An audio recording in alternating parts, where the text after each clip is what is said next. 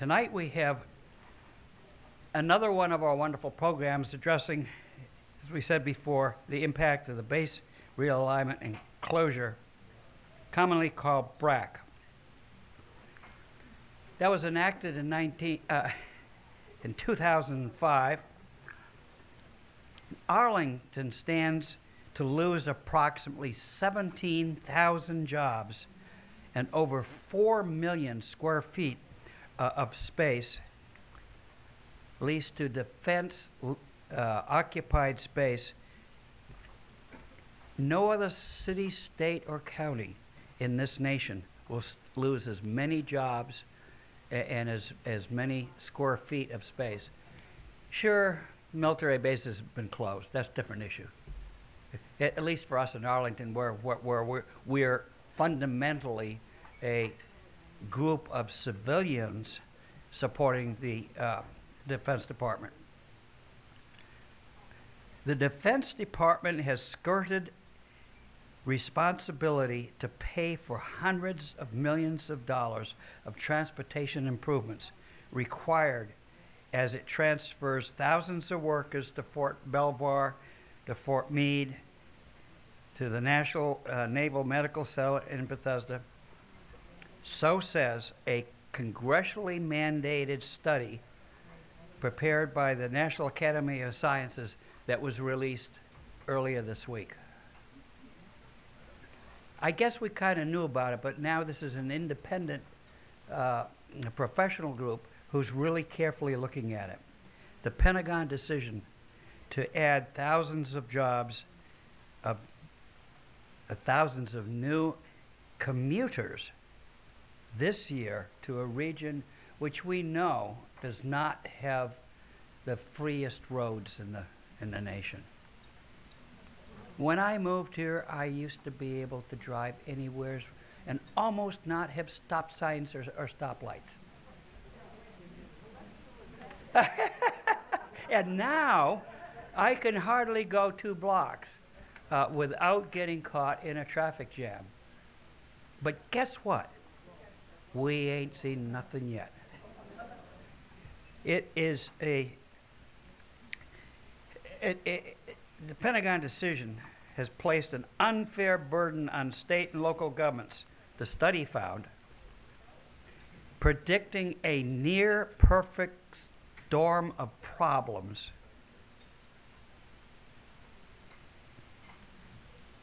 Chastising the Pentagon for focusing primarily on problems within the bases without sufficient regard for the impact on decisions in the surrounding areas. Boy, they have that right.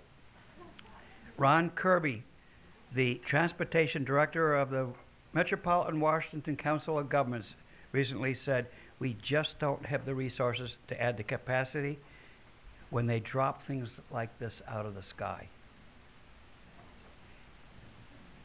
Under guidelines, the Pentagon is not required to help pay for the transportation improvements surrounding military base slated for growth unless its actions would cause congestion to double.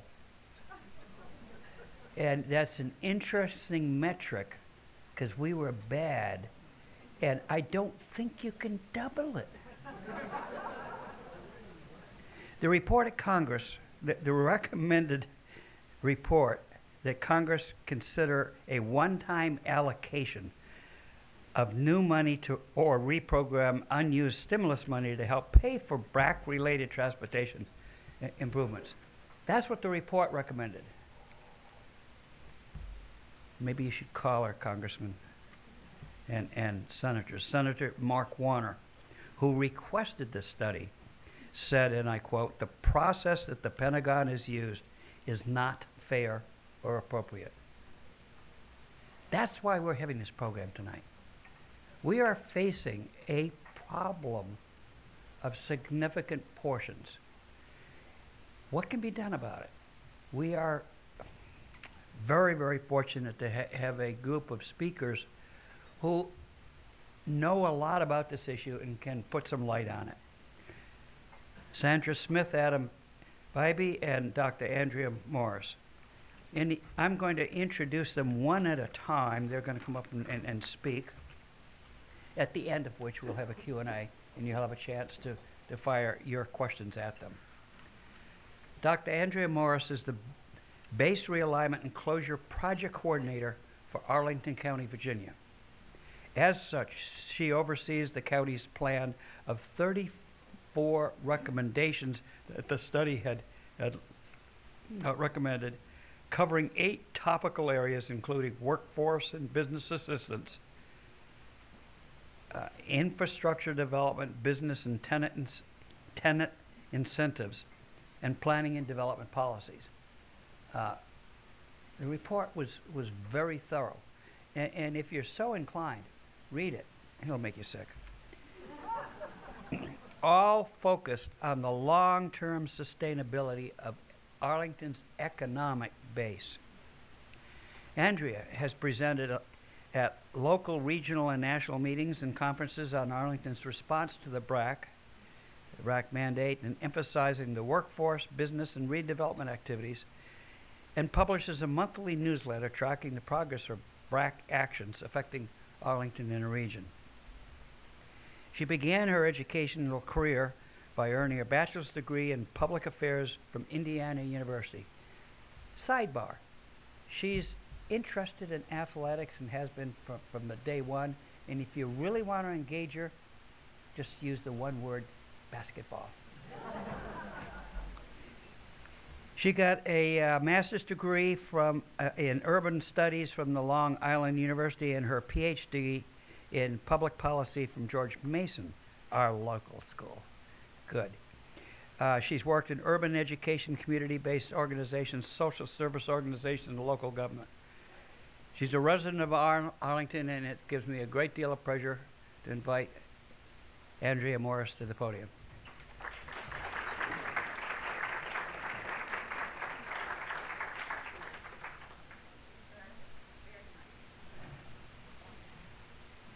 I actually don't know if I can follow that introduction. My goodness. Good evening. It is a pleasure to be with you. Thank you for the invitation. BRAC. Wow. That 4-letter word.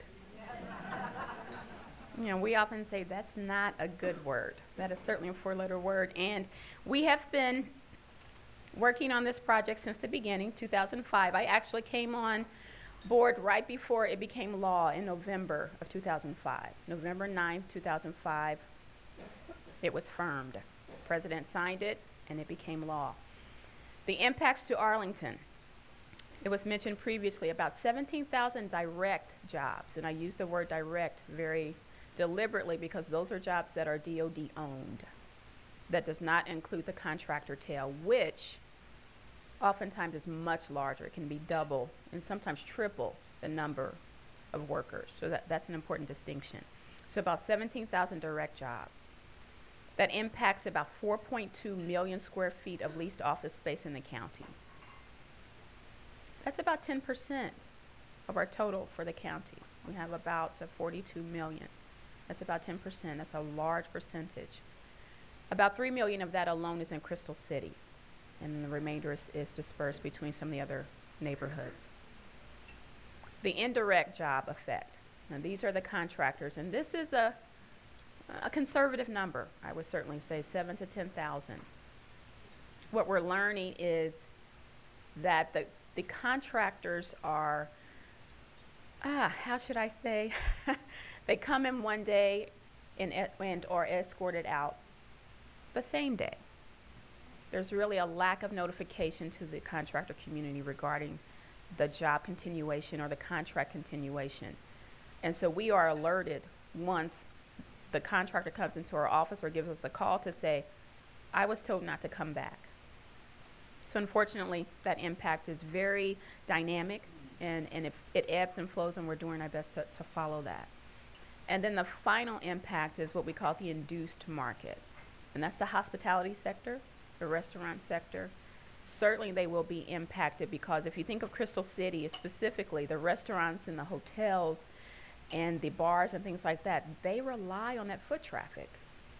In the underground alone where our office is, there are numerous restaurants. Their lunchtime traffic, the federal employees who walk back and forth every day. So that impact is huge as well. So this is what we're dealing with. Specifically, these are the recommendations that came out of the 2005 BRAC report that affect Arlington. And as you can see, it's a number of them. And cumulative, again, that 17,000 number. And that's where they're relocating to. What often gets missed is the jobs that we are losing to locations outside of the region. You'll see, you'll see Columbus. You'll see Lackland Air Force Base. That's in San Antonio. Fort Sam Houston in San Antonio. Fort Knox, which is in Kentucky. Those jobs are going. They're leaving us completely. And that's about 45% of the jobs. So we're maintaining about 55% of the jobs in the region. So that's about 11,000. And so about 7,000 we're losing completely. Completely. Those are not jobs that we can recycle or resurface, that will resurface here. Those are leaving the region. These are the installations that are impacted. Andrews Air Force Base, of course, over in Prince George's. Arlington Hall, which is the Army National Guard Readiness Center specifically. It is the National Guard Bureau, which is at Arlington Boulevard and George Mason. Yes. Actually, they're gaining. They are gaining. They are gaining about 1,200 jobs, and this is one of the interesting relocation activities for the county. Those 1,200 jobs are currently in Crystal City, but they are being moved to the Guard site to establish the National Guard Bureau. So that's one aspect that's lost, if I may say it that way, because the other impacts are so large that are in the region. That impact is often subsumed, and I try to bring it to the surface as often as I can, because that those communities surrounding that are very interested and very concerned about the impact. The Arlington Services Center and the Navy Yard. The Arlington Services Center is currently home to DISA, the Defense Information Systems Agency, and they are relocating to Fort Meade. And after they relocate, Navy activities will return to that building, the Arlington Services Center building, which will be called the Navy Support Facilities Arlington. It's a Navy-owned facility, so Navy will take over that building again. And then you'll see Belvoir, of course, the Mark Center, the infamous building on 395 that we all know about and hear about every day. Again, Fort Knox, Fort Meade, Fort Sam Houston, and Lackland.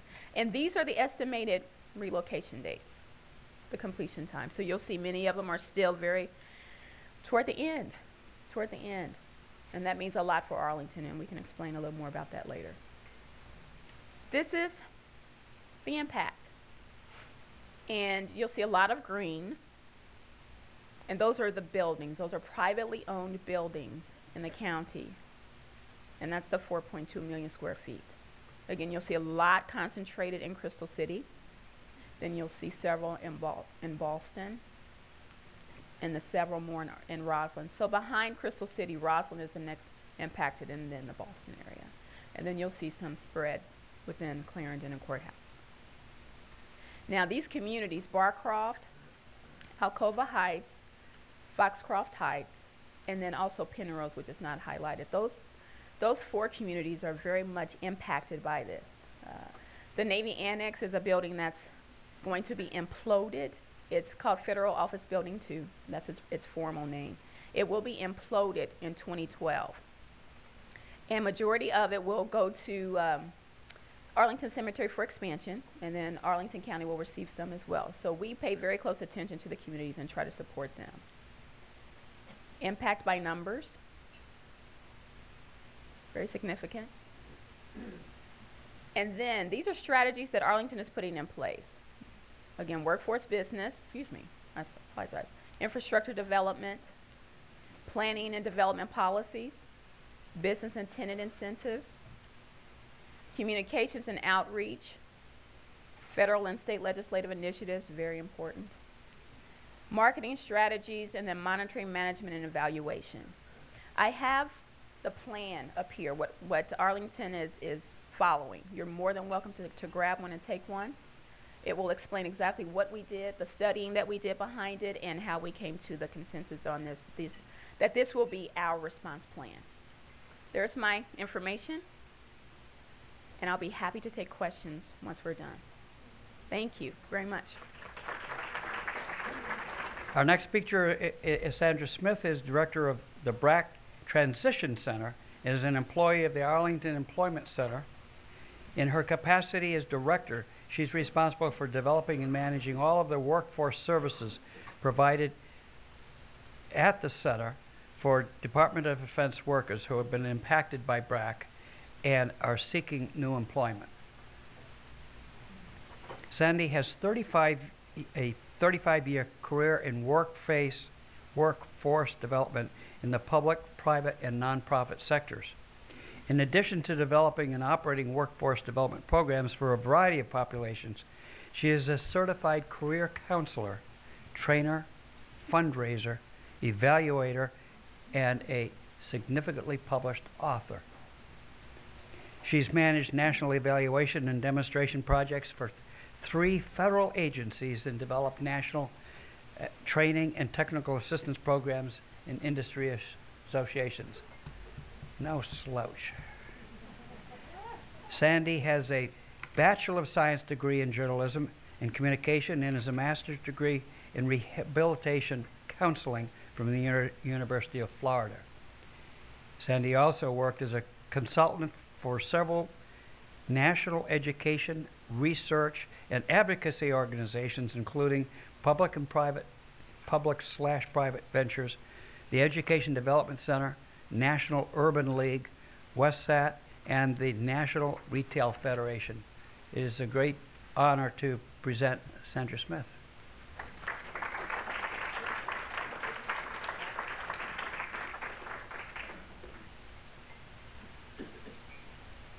Good evening. It's nice to see all of you. And once again, as Andrea said, I just wanted to echo our appreciation for the invitation. And it's just a lovely opportunity to be here and share information about work that's very important to all of us. We are a unique team at the BRAC Center. I think we all have a lot of passion for the work we do. It certainly has a lot of challenges, but I've been there 3 years now, and it's been some of the most interesting work I think I've done in my career. So wanted to talk to you a little bit tonight about what we're doing for the workers. We serve all the workforce needs of the BRAC impacted. We have 4 client bases, really: DoD civilians, DoD contract employees, as well as the spouses and dependents of those individuals, because BRAC really happens to the family. There's a lot of reasons that people are able or not able to follow their positions to their new location. They're offered new positions, but if you're dug in here with your family, it can be very difficult to follow a job. Even if you love it, you want to follow it, you would enjoy continue doing it, but other reasons prevent you from being able to do that. So I'd have to say a lot of the workers we work with, I feel, really plan to finish their careers in the current position they have with the Department of Defense.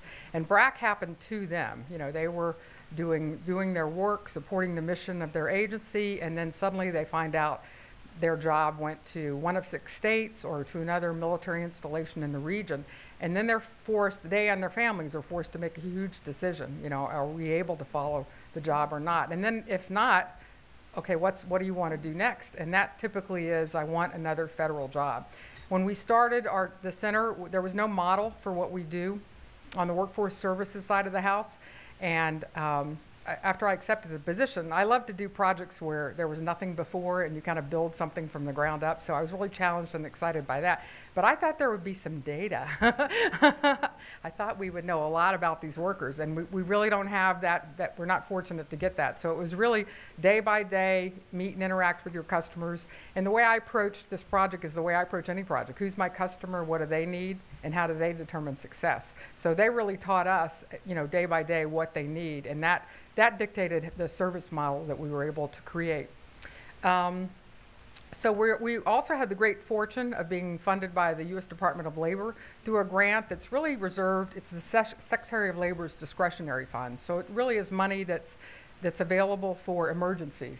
And because of the nature of that funding, the good fortune of it about, I mean, it's not, you know, it's bad to have an emergency in your area, but the good news about that funding source is that there's not a lot of restrictions, and that's by design. The federal government doesn't want to tell a locality, well, this is what you must do, because they don't know what that emergency is, or how you're going to develop your solutions to respond to that emergency at the local level. And we consider the impact of BRAC in Arlington to be an economic emergency. And the workers that I work with every day consider it to be an emergency in the sense that they didn't plan for that. They wanted to finish their career in their current position, and now suddenly kind of the rug's being pulled out from underneath them and their families. So that's kind of where we start with each worker that we work with.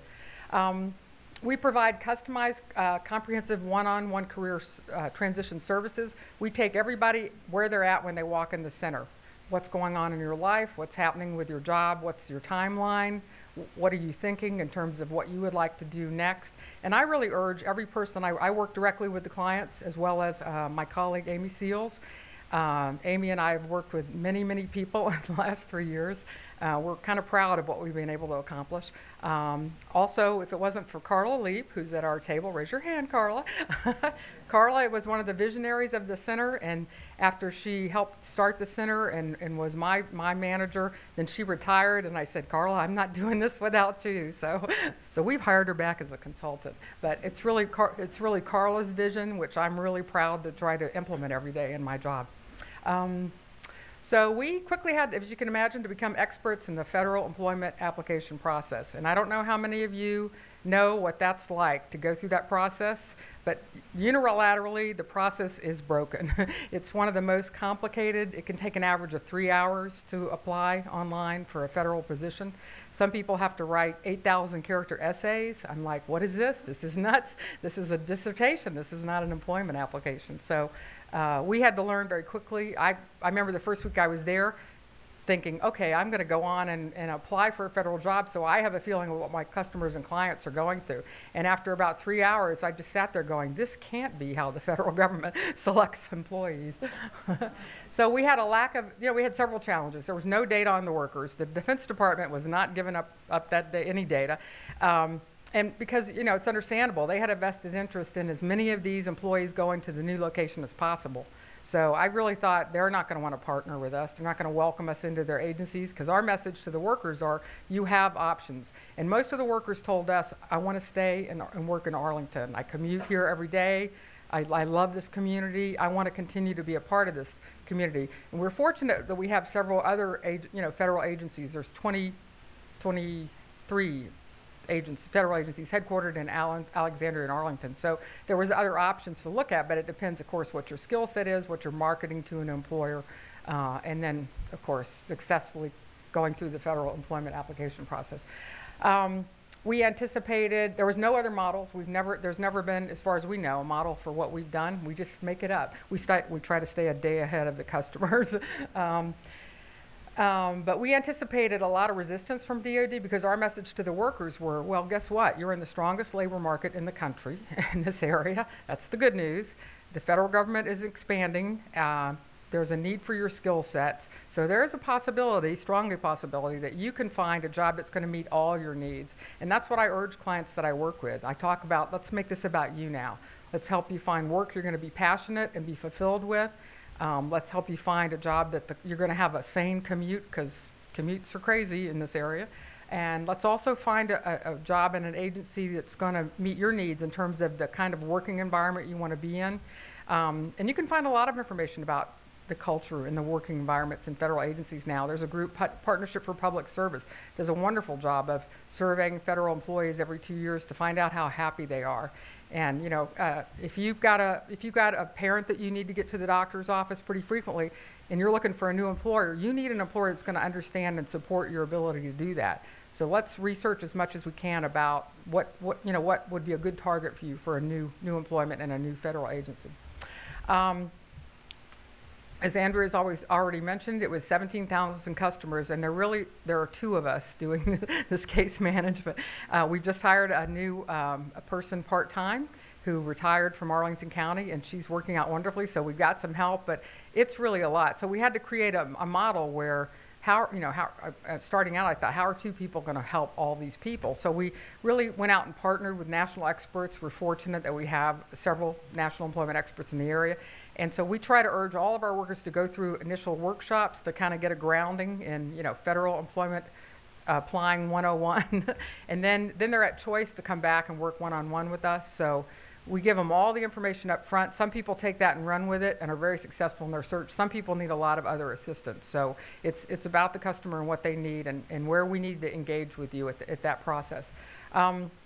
Also, I have to say I've learned many things in these last 3 years. And one thing I've learned is that defense workers have a huge, if you're going to be successful in applying for a federal government, you need to be able to communicate effectively about your accomplishments. That's number one.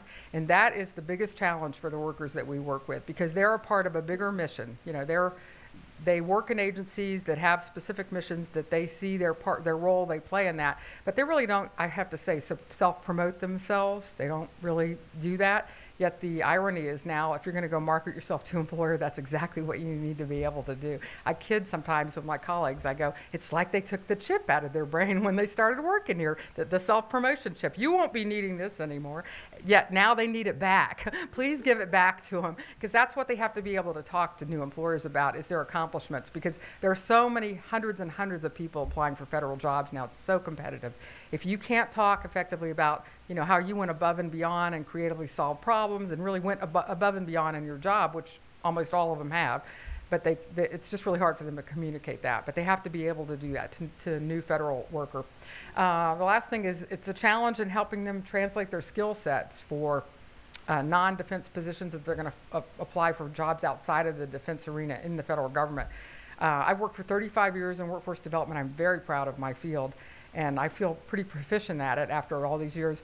The first woman that walked in for services, she's a very high-level acquisition person with a defense agency, came in the second week I was there, put a resume down in front of me. I looked at it, and all I could think of is, oh my God, I have no idea what this woman did, because it literally was in a whole nother language. So. And I thought, well, if you're going to apply at USAID, chances are you're going to have to translate some of these skills. So it's been a huge learning process for us, but a really wonderful and very rewarding process. These are the nicest people in the world to work with, and we're really happy to be able to help them any way we can. Let's see, let me just kind of close with, I talked about our workshop series. We're very fortunate to have a lot of national experts in how to get federal jobs in the area, so we quickly partnered with them. They come in and do our workshop series. We offer one-on-one assistance. We also offer private consultation with our experts, because for some people, that's what they need.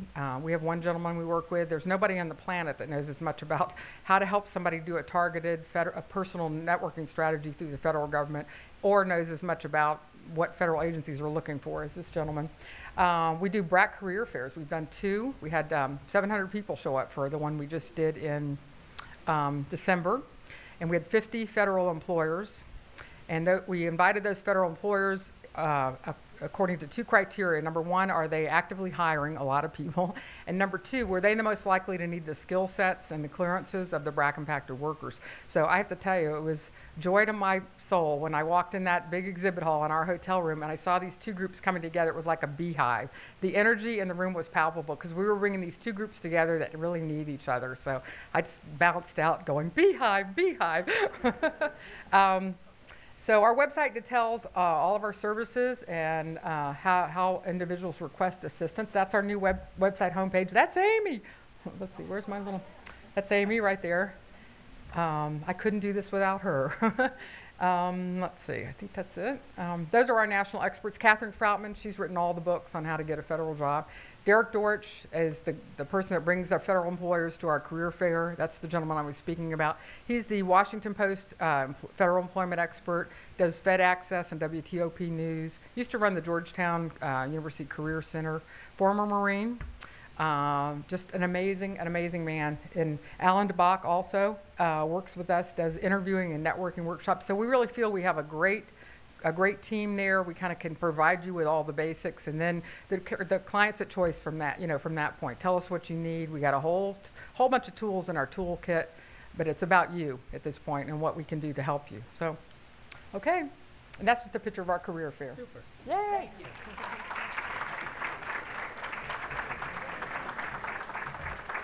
you. You know, there's no doubt that it's people that make our community, that make our workforce, that make our lives what it is. And the type of caring that you're providing is so helpful. Our last speaker is Adam Beebe, who is the Business Development Manager for the BRAC Transition Center. BRAC Transition Center, I've heard that several times this evening. He's an employee of Arlington County Economic Development. In this capacity, he's the Business Development Manager. Adam is responsible for supporting small businesses and defense contractors throughout the BRAC transition by connecting them to business development opportunities and providing information about the opportunities and line of impacts of the BRAC actions. Adam is also an entrepreneurial consultant who helps BRAC impacted workers start new business. In a sidebar, most of his life has been dedicated toward helping small businesses. Now, Sandy talked about the people, and he's talking about the businesses. And without the businesses, the people doing the business and businesses providing the work, we're in trouble, which is why you're here. He began his, let me get on the right page here. From 2003 to 2006, he served in Honduras with the U.S. Peace Corps as a small business development volunteer. He graduated from the University of Virginia's McIntyre School of Commerce in 2003 with a minor in design. He's fluent in Spanish, traveled to 30 countries throughout the country. It's a great pleasure to introduce Adam Beebe.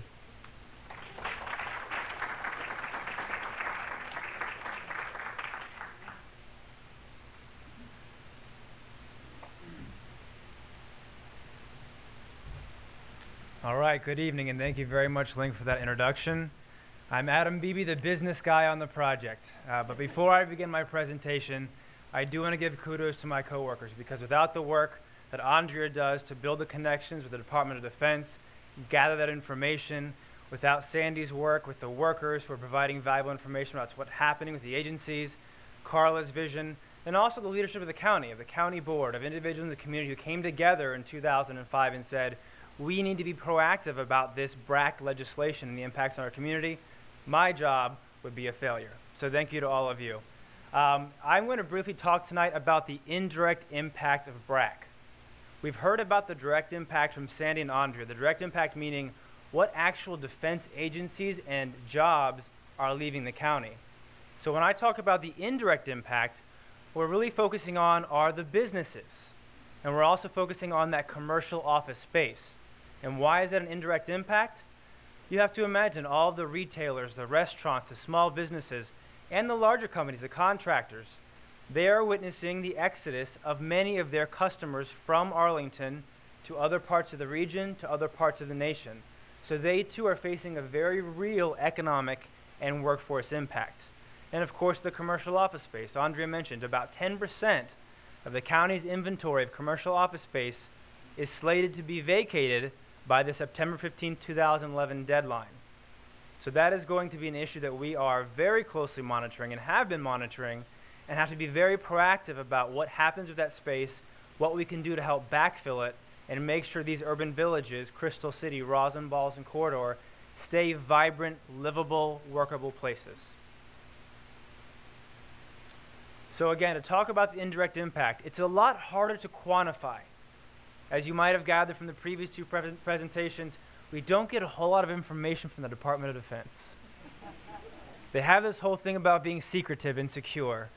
But we do know that the indirect impact, meaning the impact to the businesses, to the defense contractors and those workers, it is significant. And here are some of the indirect impacts we're facing. The defense contractors, meaning the actual companies, both large and small, the Northrop Grummans, the Boeings, the Khakis, but down to the smaller guys, the Delta Resources, the minority-owned companies, women-owned companies that have started in Arlington and grown here. They have to make very critical decisions about, can they continue to do their work in Arlington when their main contract is moving to Huntsville, Alabama? Are their workers able to make that move with their families? Can they maintain a facility here, or do they have to open another facility? Because sometimes these defense contracts that are moving to bases require that the contract support be outside of the gate, meaning within a certain mileage of that gate entrance. So these contractors, oftentimes not knowing the exact departure dates of their defense clients, have to make very tough bottom line business decisions. The small business and retailers, I mean, you really see this impact in Crystal City. For those of you who know the underground and know what that environment is like, the bread and butter of those businesses are all of the workers above in those buildings who are coming down, getting lunch, dry cleaning, hair services, nail services, staying in Crystal City after hours to network and build business relationships. 13,000 jobs in Crystal City approximately will be leaving. That's 13,000 potential clients that these folks have that they have to think about what happens next. Where will my new clients come from? Who will they be? The BRAC impacted workers that Sandy and Amy work with, many of them are very invested in their careers, they have great skill sets, and they're considering various options when it comes time to the next step. And several of them have said, you know, in conjunction with thinking about a new job or a career transition, I want to start a new business for the first time. I want to leverage my skill set. I want to be an entrepreneur. I want to go out on my own. So another service we provide is that entrepreneurial counseling. We work very close with the Economic Development's Biz Launch program, which some of you may have heard about, which really helps entrepreneurs and small businesses grow, thrive, and be successful in the county by providing with a variety of resources. Also the commercial developers, all these property holders who are having tenants in their buildings that will be vacating that space by September and beyond, are looking at that space and saying, what's going to become of that? Are there opportunities such as Crystal City for some redevelopment, some long-term redevelopment? Are there opportunities to bring in new federal clients to rehab buildings in that inventory?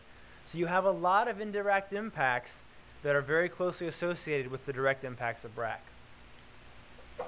Here are some of the challenges that we face when it comes to supporting our businesses.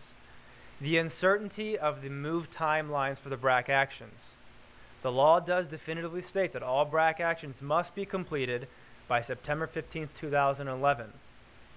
But if you look at the reporting of the federal GAO office, Government Accountability Office, there are some challenges to that really happening. So we have to look very closely at those timelines and help inform our businesses, both small retailers and commercial developers as well as contractors. What does that mean for their business decisions? As we've mentioned before, a recurring theme, unfortunately, we have oftentimes limited communication from the Department of Defense about what their requirements are for the contractors that are supporting them. Will they need to relocate outside of the base? Are they going to shed that contract support as we see this trend of federal insourcing, where a lot of jobs that were once contract positions are now becoming civilian jobs? The lack of information from the General Services Administration, who is often the negotiator for these leases, about the future of these 4.2 million square feet of office space. Will they be backfilled with new federal non-DoD agencies? Will they be released to the open market? What is going to happen to that space? And the fate of that space really does determine how these businesses make strategic decisions about their futures. And of course, the identification of BRAC-specific business development opportunities. BRAC is a boon for the area in general, even though we as a jurisdiction are facing certain challenges. There are millions, if not billions of dollars being spent to make these BRAC moves on construction, technology relocation services, moving individuals, office furniture. So how can we as a project help our county businesses realize that there are opportunities for them to provide their services to facilitate these moves? This is what we're doing. We are providing business startup assistance and informational workshop for these BRAC workers. How do you start a business? What are the nuts and bolts? What do you need to be aware of? We are disseminating information about specific federal contracting opportunities related to BRAC to these companies that have the capabilities and interest to do that work. We are providing as best we can, when we get that information from various sources, up-to-date status of that timeline for BRAC moves. We are also assessing the economic and workforce impacts to the contractors. I led a 2-year research project, hitting the pavement, visiting companies in Arlington, visiting retailers and small businesses, knocking on their doors, pestering them to say, how is BRAC impacting you? Are you laying off workers? Are you hiring workers? Are you relocating? Let's get an idea. And because of all that research, I authored a white paper that you can download from our website that talks about what we've learned specifically about the quantitative and qualitative impact of BRAC. And also we're talking about the leasing trend. So my last 30 seconds, I want to show you 2 quick graphs. And I sometimes show these graphs with a little bit of hesitation because people can draw the wrong conclusions. These graphs are showing the lease activity in the buildings in Arlington that are BRAC impacted, that have leases that are impacted by BRAC. As I mentioned before, the BRAC deadline is September 15th of 2011. But as you can see, many of these leases are expiring in 2012, 2013, 2014, 2015, and beyond. This does not mean that BRAC won't happen by 2011. What it means is that the General Service Administration has renewed many of these leases beyond that deadline, possibly with other intentions in mind for that space. So we need to get to the bottom of this and understand what GSA's intentions are for this space. And lastly, one more chart here. If you look at those same leases, only 20% of them are actually set to expire before the BRAC deadline. Only 20% of those 4.2 million square feet of office space, whereas 80% are set to expire after that BRAC deadline. So this is a huge piece of the puzzle that we're working very hard to solve. So in a nutshell, that's the indirect mystery of BRAC that we're trying to wrap our minds and our hands around. And I thank you very much for your attention. I think we're all looking forward to entertaining your questions.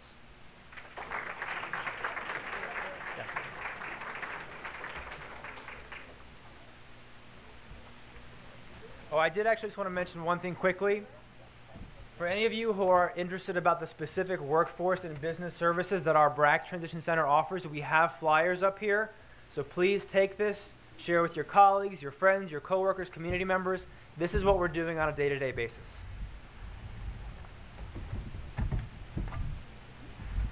Well, thank you very much. That was good. Now the fun time comes.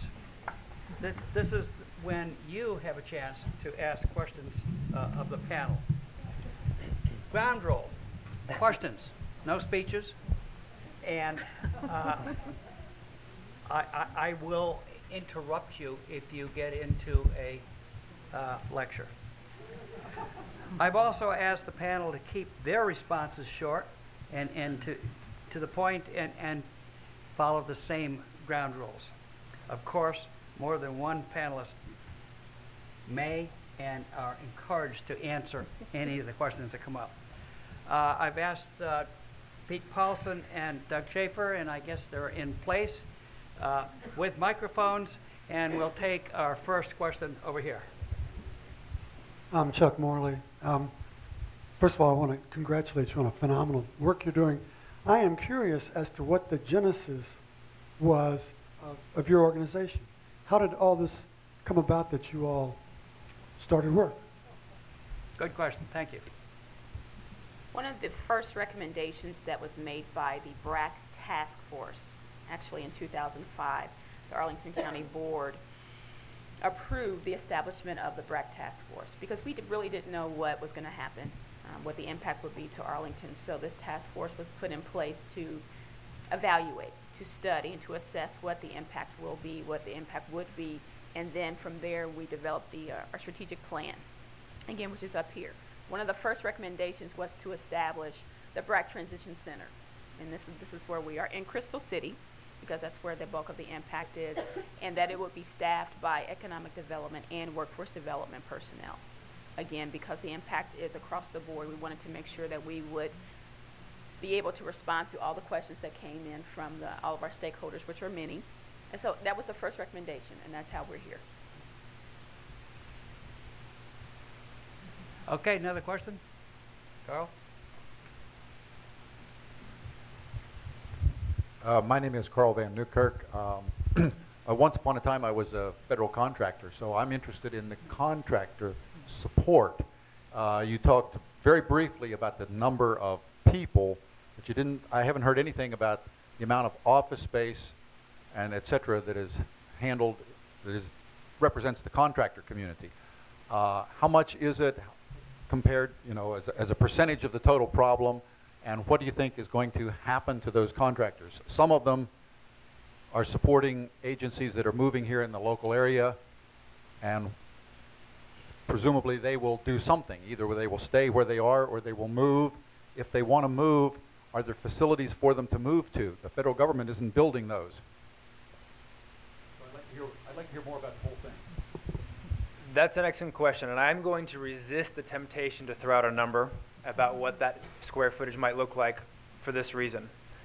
In the report that I authored after 2 years of research, what we found was that although there are a significant number of contractors who will be closing their Arlington office space and relocating, largely because the majority of their contracts are with 1 or 2 agencies that are relocating outside of the area, the vast majority of the contractors we outreach to, about 78 of them that responded to our request for information, are going to keep their office space in Arlington because of their other federal contracts.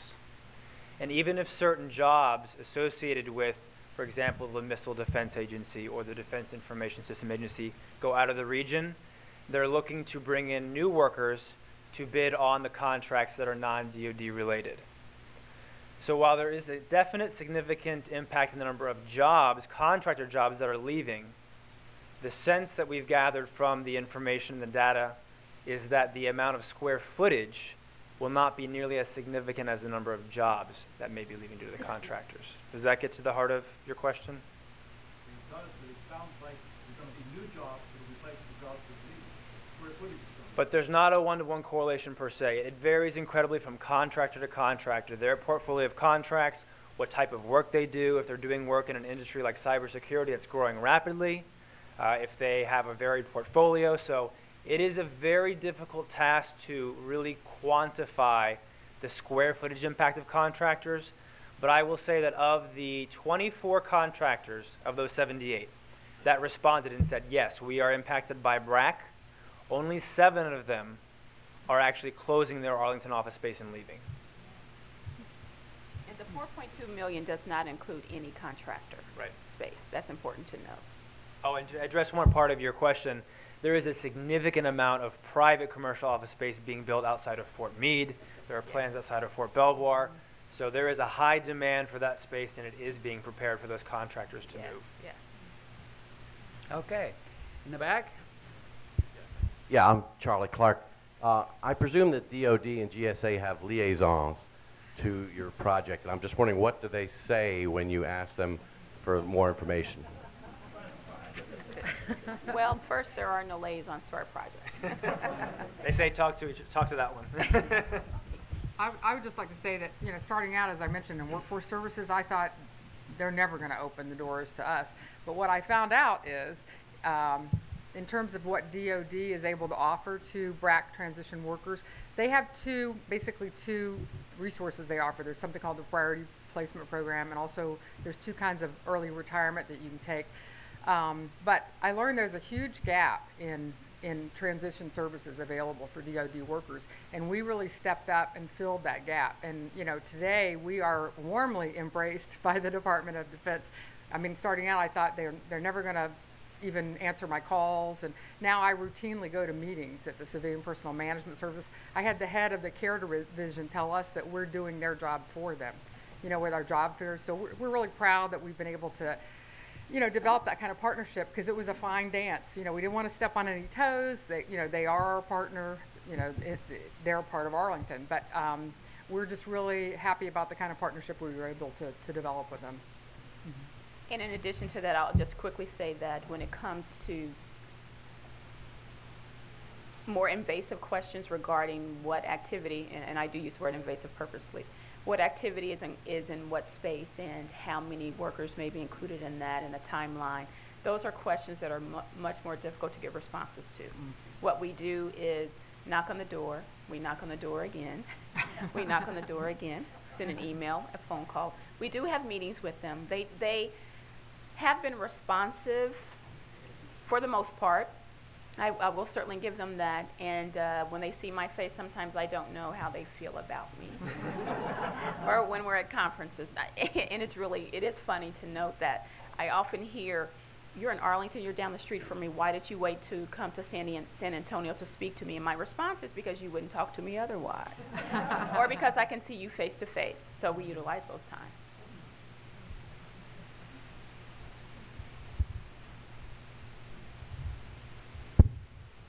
I'm Mary Kay Parker, and I would like to ask, you haven't mentioned Alexandria or Fairfax, and I'm just wondering if there is any kind of relationship at all.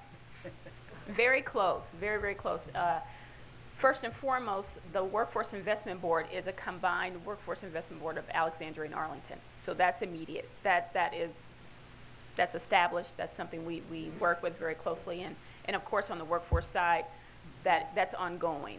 The BRAC Transition Center is a partnership with Alexandria because of that relationship. And so they are in our office. We do combine activities with them related to that. Now, when it comes to the relocating activities and the infrastructure and the development, things like that, absolutely as well. I'm in meetings frequently, very frequently, with Alexandria, with Fairfax, not only those two, but also representative from Stafford, from Prince William as well, because we're trying to approach this as a region as much as possible. There are specific elements of this BRAC round that are regional. Education, the transportation issues, and of course the workforce issues, those are all regional issues. And trying to respond to them in a silo is not the most effective way to do that. Now, having said that, Arlington is very unique. Again, we stick out like a sore thumb in this BRAC round because we are the only downsizing activity to this extent. So, with that caveat being said, we do work very, very closely on those issues. We, again, are in meetings consistently. We approach certain issues collectively because it garners much more attention than one jurisdiction doing it by itself. And again, Arlington is smaller, and so we know that we have to partner on certain ones of those. So yes, ma'am, we are very much engaged with them. They are our partners. They are certainly my colleagues, and we approach things very collectively on many occasions.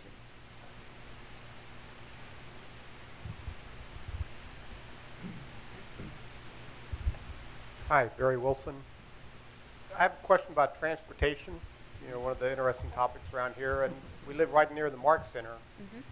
But I attended a presentation recently from an urban planner, talked about how transportation drives development. Clearly, jobs come from transportation in some way. The Arlington Trolley, there's a major effort going on in Beauregard, right by the Mark Center, and they talk about linking to the Arlington Trolley. Fairfax County supervisors are working on Bailey's Crossroads and talk about linking to the Arlington Trolley. My question is on the Arlington Trolley, A, do you see that developing, you know, jobs or the development of Arlington that would help fill a gap? And secondly, how would an Arlington Trolley go down Columbia Pike, you know, without causing more transportation problems? How's that for a loaded question?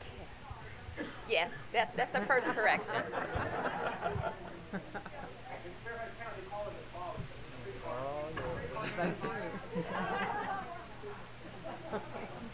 Yes, thank you, Barbara. Yes, absolutely. It is a streetcar. And I will say that we have been in conversations with Alexandria regarding the streetcar from the outset, really. The Potomac Yard activity, you know, it's right there in Crystal City Route 1, and so it's a natural connection. We have been very closely aligned with Alexandria regarding that.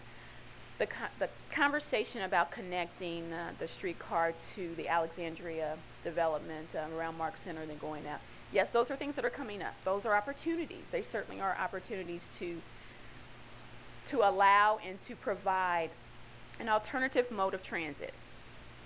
We understand and know that there are certain areas that vehicles are required. The Mark Center, unfortunately, right now is one of them. We all know that. We know that to be a fact. Conversations are going on about how do we transport the workers to that site. Shuttles are being discussed, federal shuttles as well as private shuttles, various buses and things like that. That's in the interim. The report came out from VDOT that they will build the ramp for V9, for the 395 ramp to go into Seminary. So that's a marker. However, that will not be done for several more years. So there's a lot of things that need to be done in the interim. the question about transportation bringing jobs. The construction of it alone will, so we know that that's going to happen. Now, the connectivity is the most important aspect of any kind of transit route. Is it connecting people to an activity center? The MARC Center, again, when you think about it in 395, it needs some connection. It needs some connection. This is an opportunity to do that.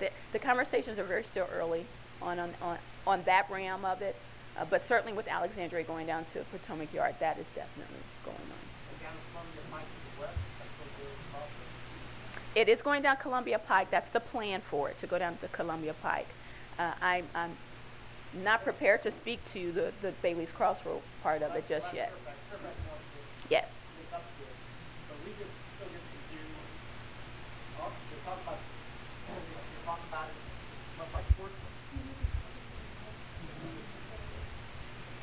You know, they talk an awful lot about it being like Portland. Mm-hmm. You know, and I've been out of Portland, and I can tell you that Portland is different than Arlington and, you know, in Fairfax County. So Columbia Pike just doesn't have a lot of room on either side, and so for either the BRAC Center, the MARC Center, or Bailey's Crossroads to link to Arlington, first Arlington would have to build that streetcar, and I'm trying to get, and our committee and our people are trying to get their hands around how would that work, because a streetcar is going to take up a lane of traffic with cars, and if there's some insight in that, it would be helpful for us to understanding it. What I will do is not answer on behalf of the transportation, but I will get you connected to those that are working on the project so that you will get the definitive response. Absolutely. Great. Here in the middle.